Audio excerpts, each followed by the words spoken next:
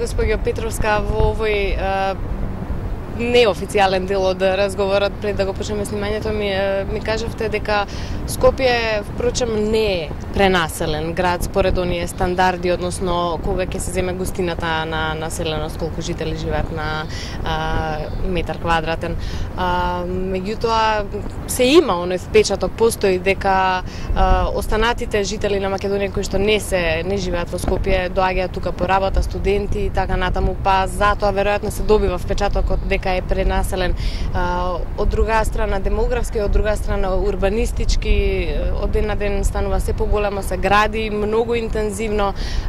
Дали смее Скопје да трпи загуба на зелениот појас, на зеленилото? Дали тоа се случува на Скопје?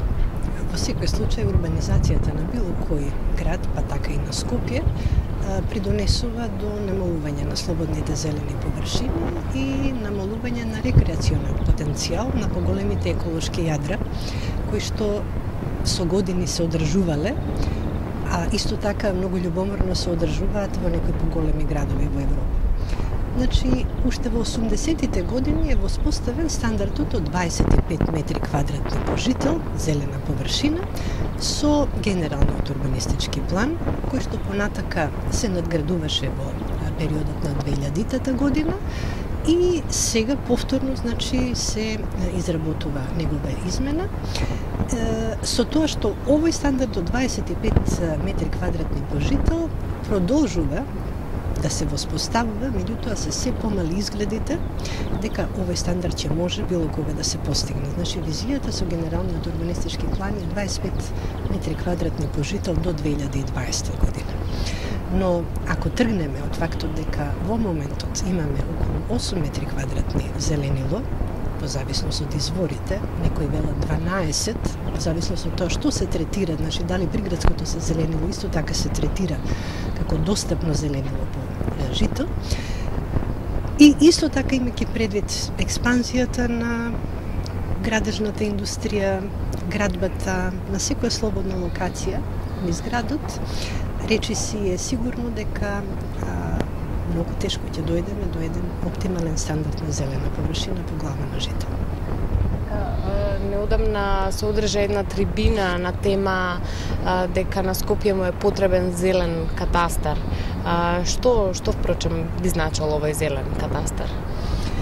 Значи, ние за да направиме било каков план, и тоа сеопфатен план за развојот на зелените површини во градот, и тоа спрема видови на зелени површини, значи нели имаме блоковско зеленило, булеварско зеленило, имаме зеленило во приватна собственост, имаме парковско зеленило, имаме заштитени подрачја како што е паркот Шума водно, посебниот карактеристичен пејзаж, паркот Газибаба и така натака. Значи, за да го управуваме на соодветен начин тоа зеленило, а исто така да се обидеме него да го прошириме, треба да имаме точна представа за тоа што штитиме, што чуваме. Значи, кој е квалитетот и кој е квантитетот реално на зелените површини. Катастар, значи, ние имаме катастар на недвижности и ние сите точно што тоа знаеме што тоа значи. Значи, тоа е површина, собственост и квалитет во катастарот на недвижностите, тоа е на изградениот простор, овдека е квалитет на неизградениот простор. Односно, какво е тоа зеленило, дали е ниско, високо, средно, значи кои се абсорпционите карактеристики на тоа зеленило да ги прибере загадувачките материи и кои се визуелните, пејзажните карактеристики на тоа зеленило, кое што исто така не сме да се пренебрегне, бидејќи зеленилото покрај неговата функција еколошка, заштитна, здравствена функција, има исто така и една социјална функција. Еве, да речеме, какви се искуствата, веројатно сте соработувале со некакви странски, надворешни организации, асоциации, владини, невладини. Какви се странските искуства, значи како големите европските па и светските метрополи се справуваат со фактот на пренаселеност и дали тие има доволно зеленило во главните, големите градови? Значи, секаде постои... Споредба, не? Знаете како? Секаде постои една голема борба, значи, спротивставеност помеѓу она што значи урбанизација, односно пораст, развивање на градежната индустрија, напаѓање на неизградените делови. Меѓутоа, од друга страна, имаме исто така борба на граѓанското, на граѓанските здруженија, исто така имаме и борба на здруженија на архитекти, здруженија на еколози, значи, оној дел од јавноста кој што е свесен дека прождирањето, значи освојувањето на се она што значи слободна зелена површина, значи задушување на самите себе си и значи намалување пред се на квалитетот на животот. Да не одиме подалеку, значи во нашето соседство имаме градови од бившите ју републики кои што ги одржуваат тие така наречени зелени јадра и кои што представуваат за нив нешто, едно неотуѓиво право на човекот да ужива во нивните благодети. Во таа борба, велам, пресудно е политиката на градот. Значи, политиката на градот ја креираат надлежните институции на локално ниво, надлежните институции на национално ниво, меѓутоа политиката на градот треба да ја креираат самите граѓани.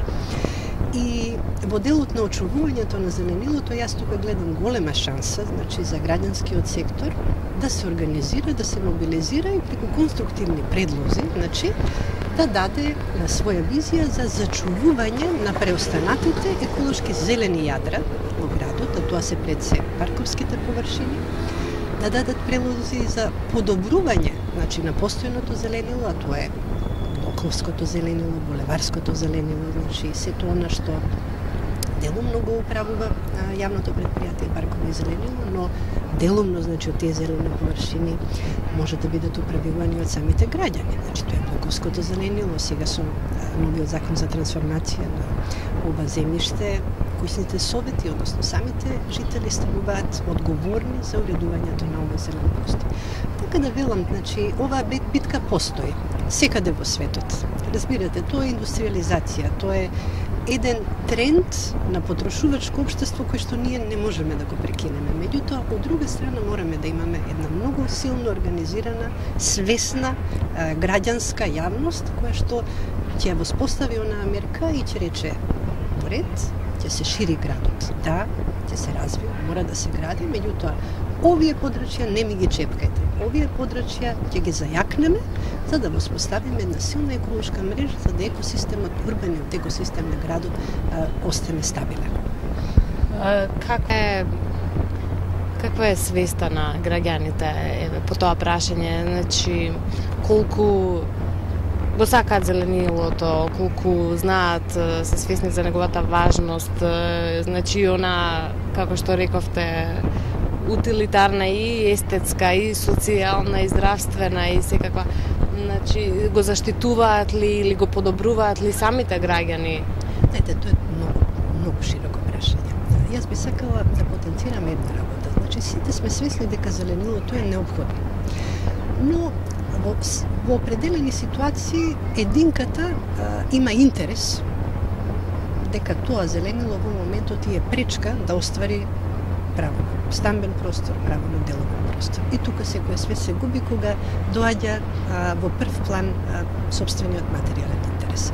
Од тие причини велам, значи, свеста е една работа, знаеме како треба да биде. Меѓутоа, ова е едно, знаете колку широко прашање, до каде треба да одиме со потрошувачкото општество, до каде треба да одиме со ширењето на градот, со економскиот подем, со трошењето на природни ресурси. Мислам, ова е светска тема и развиените земји не успеваат со овие прашања да се справат. Така да велам кај нас, значи, на многу организиран начин треба да и се приде на оваа тема. Значи, малку да и се даде поголемо значење за да предприемачите, значи индустријскиот сектор, градежништвото, во еден момент запрат пред интересот за експансија и да речат во ред, значи ние ќе градиме, меѓутоа таму на тие локации каде што зеленилото навистина ќе може или да се компензира или нема да биде неповратно уништено. И уште едно прашање, сакав да ве прашам, сме гледале дали од лично искуство сме патувале или преку интернет. Дали е тоа некоја новина или е тоа нешто што е традиционално во некои градови се сади, значи зеленило дрвја врз зградите од озгора. Колку е тоа, дали е тоа некаков тренд сега откако нели индустријата е страшно експанзионирана и дали има тоа некаква функција на вистина или е повеќе естетски? Знаете како? Значи, во суштина, кровното зеленило може на некој начин да компензира загуба за партерното зеленило. Трендот на апликацијата на кровното зеленило е во насока на реализација на така наречени самоодржливи згради. Вие знаете дека во светот се прават згради кои што се сами на себе си доволни. Значи, се што ми треба, како потреба да задоволам, е лоцирано во таа зграда. Од градинки, од набавка на секојдневни потрошни материјали и така натака. И конечно, значи, за да тие жители на тој објект самоодржливи, дори се произведуваат и струја, дури имаат можности да го рециклираат и отпадот. Значи, тоа се екозгради. Исто така, значи, имаат централна вентилација, централно загревање, значи, самите на себе си се доволни.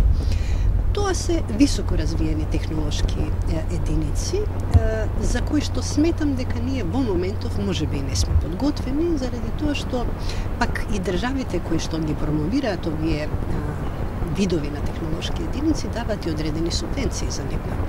Значи, овај како инвестиција прилично купен залак, од една страна. Од друга страна, бара едно високо организирано општество кое што ќе го организира одржувањето. Вие знаете, кај нас имаме проблем да го одржуваме лифтот ради тоа што куќниот совет не е таков каков што ние. Замислите колку се тоа сериозни машинерии кои што функционираат во такви објекти и колку грижа и свест на граѓаните пред се е потребно, значи, тоа да функционира. Замислете сега, значи, они имаат канали во кои што се исфрла определен вид на комунален отпад во подрумските простори директно во заеднички контейнери, нели? И сега замислете какво одржување треба јас да имам за да долу не ми се собираат ставрци, значи за да јас преку тој така наречен оджак не фрлам се и се што, а нас ни се случува од висококатниците, од терасите да ни фрлаат кеси со се.